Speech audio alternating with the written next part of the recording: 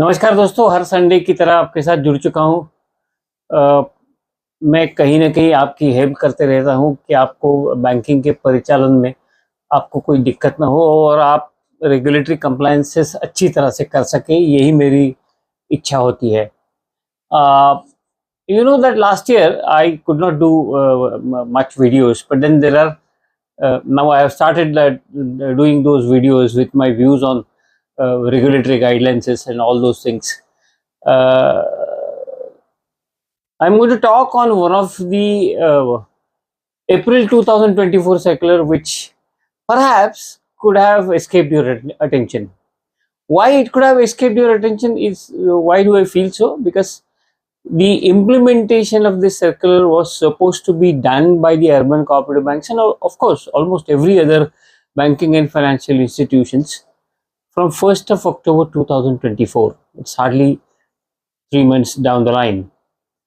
And Reserve Bank of India has always been feeling that the banks, when they sanction the loans, they do not inform all the terms and conditions to the borrowers, and at times the borrowers are taken for a ride.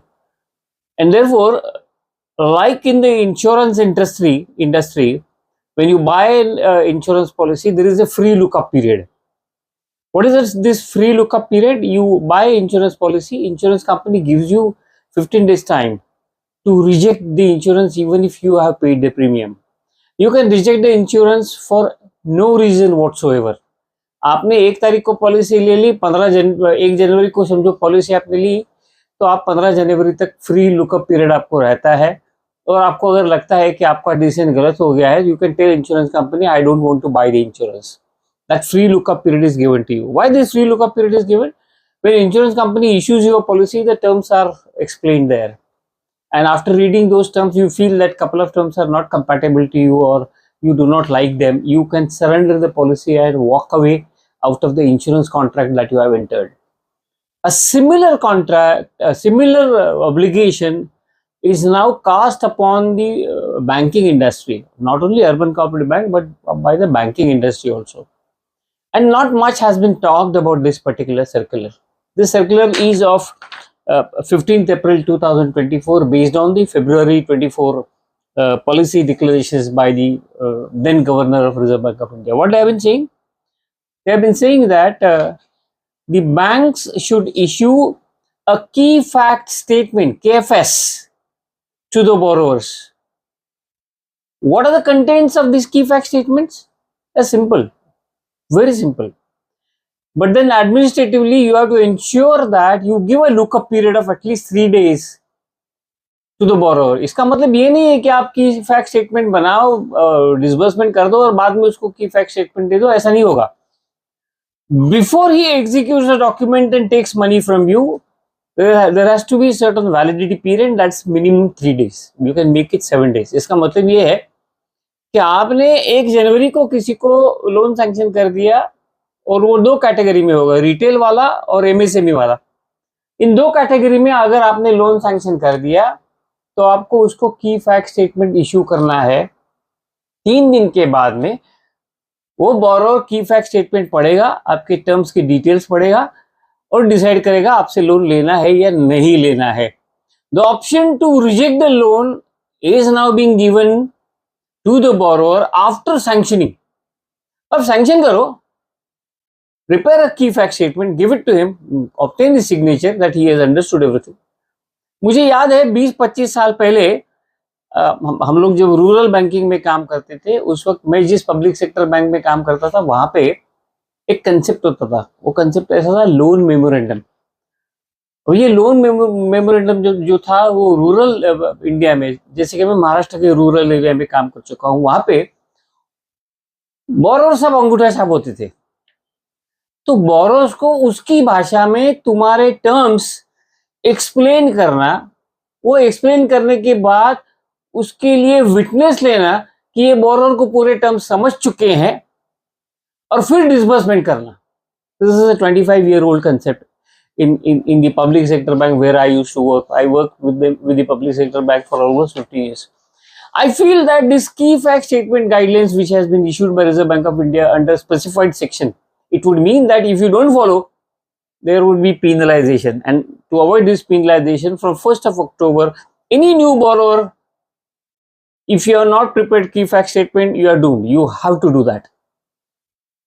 अब उसको pack up कैसे करना है मैं public forum में नहीं बोल सकता हूं, लेकिन आपको ये जो सर्कुलर है 15 अप्रैल 2024 का, इसको अच्छी तरह से समझ लेना बहुत जरूरी है। की फैक्ट स्टेटमेंट के बारे में क्या कहते हैं कि लोन के बारे में जितना भी इंपॉर्टेंट इंफॉर्मेशन है वो बोरोवर को उसकी भाषा में समझना चाहिए। सो दिस की फैक्ट स्टेटमेंट उन्होंने स्टैंडर्डाइज फॉर्मेट दिए हैं, आपको कुछ फॉर्मेट करने की जरूरत नहीं, क्योंकि वो चाहते हैं कि इंडस्ट्री वाइड वहां पे सिमेट्री होना जरूरी है। आप ये की फैक्ट स्टेटमेंट दोगे तो उसमें लोन एग्रीमेंट के टर्म्स जो होंगे वो होंगे, उसमें क्वांटम, लोन का क्वांटम क्या है, क्या रेट ऑफ इंटरेस्ट है, क्या ईएमआई है, आप क्या चार्जेस लेंगे, आप क्या फीस लगाएंगे, आपका पिनल प्रोविजंस किस तरह से होगा, आपका रेट ऑफ इंटरेस्ट होगा वो एनुअल परसेंटेज पे होगा, ऐसा नहीं होगा 1% से दे दिया। वो मनी लेंडर्स करते हैं ना, मैं आपको 1% से लोन दे रहा हूँ, उसका मतलब ये कि लोन वो 12% से दे रहा है, महीने का 1%। वो अगर कहेगा 2% से दे रहा है तो उसका मतलब ये है 24% is the rate of interest annualised. आपको एनुअल परसेंटेज देना है, मंथली नहीं, एनुअल परसेंटेज रेट जो है उसको आपको कम्युनिकेट करना है। और ये 3-4 साल पहले ये भी आया था कि आपको बोरोवर को रीपेमेंट शेड्यूल देना है, वो भी इसमें उन्होंने जोड़ दिया है कि जो भी रीपेमेंट शेड्यूल होगा उसमें की फैक्ट क्या होगी कि आपका जो रेट ऑफ इंटरेस्ट और इक्वेटेड मंथली इंस्टॉलमेंट जो बनेगा उसका पूरा टेबल, पूरे इंस्टॉलमेंट का टेबल, 60 महीने का अगर रीपेमेंट है तो 60 महीने का हर महीने में कितना आना चाहिए और हर महीने में आपका इंटरेस्ट रिकवरी कितना होगा वो इंडिकेट होता है। और बोरोवर क्या देखेगा, whether my interest quantum is reducing और नॉट। इक्वेटेड मंथली इंस्टॉलमेंट में आप जानते हैं कि इंटरेस्ट और प्रिंसिपल दोनों इकट्ठे लिए जाते हैं, and interest breakup should now be made known to the borrower.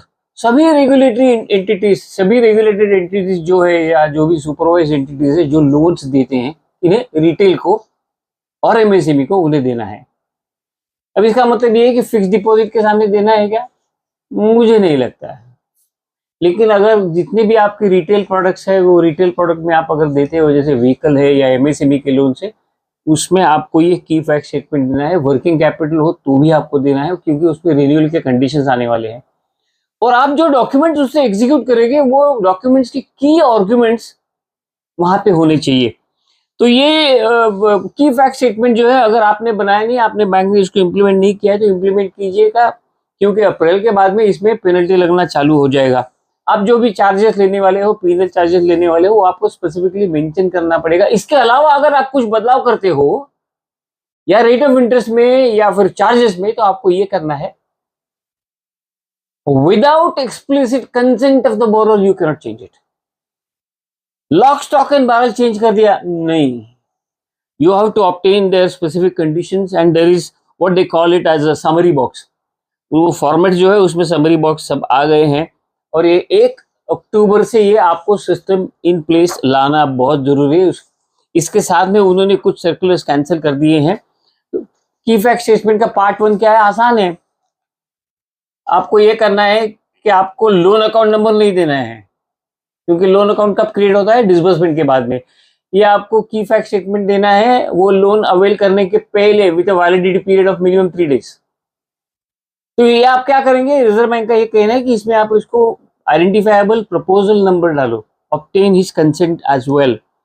तो आपको लोन प्रपोजल नंबर देना है, अकाउंट नंबर आप बाद में इसमें डाल सकते हैं, टाइप ऑफ लोन, क्वांटम कितना सैंक्शन किया गया है, डिसबर्समेंट मेथड क्या होगी, और इसके इंस्टॉलमेंट डिटेल्स क्या होंगे, इंटरेस्ट रेट क्या होगा, फीस और चार्जेस आप क्या करेंगे, प्रोसेसिंग क्या लेंगे, इंश्योरेंस चार्जेस क्या लेंगे, एनुअल परसेंटेज ऑफ रेट आपको देना है, पिनल चार्जेस और उसका मेथड क्या होगा ये आपको एक्सप्लेन करना है। फोरक्लोजर चार्जेस आपको डिफाइन करने हैं। और दूसरे इसमें ये कहा जाता है कि एग्रीमेंट के मेन मुद्दे जो है वो इसमें आपको लिखना है। अगर बोरोवर को कहीं इस की फैक्ट स्टेटमेंट में या लोन अकाउंट में कुछ तकलीफ है तो वो किससे बात करेगा, यानी ग्रीवेंस रिड्रेसल ऑफिसर का नंबर, ईमेल आईडी, ये आपको डिक्लेयर करना है। आपको अगर अकाउंट एनपीए हो गया तो आप ये अकाउंट अगर एआरसी को बेचेंगे तो उसका क्लैरिटी इसमें आपको उन्हें देना है। बहुत सारे मुद्दे हैं, कूलिंग पीरियड है, हॉलिडे पीरियड है, सब आपको इसमें डिफाइन करना है। And then there is a box, quantum कितना है, लोन अमाउंट कितना है, इंस्टॉलमेंट कितना है, मंथली कितना है, क्वार्टरली कितना है, जो भी लोन के टर्म्स आपके होंगे वो आपको बोरोस को देना है। और एनेक्सर सी उन्होंने दिया है जहाँ पे पूरा रीपेमेंट शेड्यूल रिजर्व बैंक आपको इनको बना के देना है। तो ये जो की फैक्ट स्टेटमेंट आया है, इसके अलावा उन्होंने आपको वैलिडिटी पीरियड का कंसेप्ट उन्होंने क्यों लाया है वो आपको समझना जरूरी है। That validity period is nothing but the borrower will have a look at the key fact statement, और उसको अगर कुछ तकलीफ है तो वो आपसे बात करेगा। Either you amend the terms of the condition, terms of the loan agreement, quantum और रेट और whatever it is, and obtain his signature that he has been explain the key fact statement. और ये की fact statement आपको उसकी भाषा में, अगर आप गुजरात में हो तो you have to explain that in his own mother tongue, that is in Gujarati. If you are in Karnataka, you have to do it in Kannada. If you are in Maharashtra, you have to do in Marathi. ये उसको explain किया गया है, ये आपको बताना बहुत जरूरी है। की फैक्ट स्टेटमेंट आपने उसको एक्सप्लेन किया है, की फैक्ट स्टेटमेंट का एक्सेप्ट उसको इशू का डेट जो होगा उसमें कम से कम 3 या 4 दिन का गैप होना चाहिए, और उसके बाद में लोन डिसबर्समेंट होगा। ऐसा नहीं है कि की फैक्ट स्टेटमेंट आपने जिस दिन दिया उसी दिन लोन का डिसबर्समेंट होगा, उसको सोचने के लिए समय देना जरूरी है। किस लिए लाया गया है?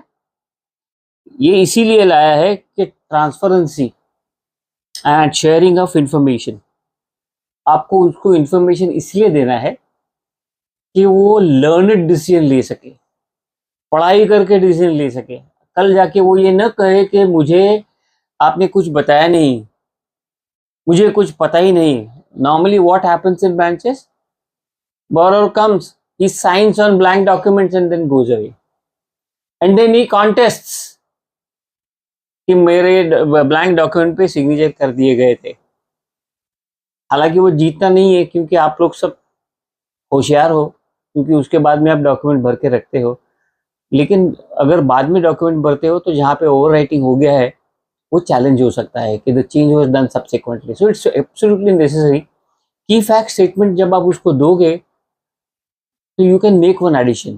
You can give him the copy of document that, which he has to sign so that he can really read it. So key fact statement should also include copies of the documents he is supposed to execute. And he also can certify that I have gone through all the clauses of the documents and I have understood them. That will save you. It's extremely necessary that the key fact statement is a process wherein what do you call a lookup period, free lookup period is given to the borrower whether to accept the terms or not. If you are not implemented this, you must do it quickly. You cannot take a defense that मुझे ये मालूम नहीं था, हमें ये मालूम नहीं था, हमने 1 जनवरी से किया। No, that will not be accepted. Circular was issued on 15th of April 2024 and Reserve Bank of India has given you a period of 6 months to build up the systems to implement this. From 1st October जितने भी fresh loans है या भी existing loan को अगर आप top up देते हो तो उसके लिए भी ये लागू होने वाला है। It will be applicable to all the top up loans as well. Any additional facility granted to the existing borrower it will be applicable. तो कोई भी नया लोन, कोई भी नई फैसिलिटी आप दे रहे हो, की fact statement issuance has become mandatory. If you have not done it, do it quickly. Do it quickly and ensure that you obtain the signature of the borrower after issuing him the key fact statement. Reserve bank ये नहीं कह रहा है कि की fact statement पे signature होना चाहिए, हम हमारे इंटरेस्ट में बोल रहे हैं।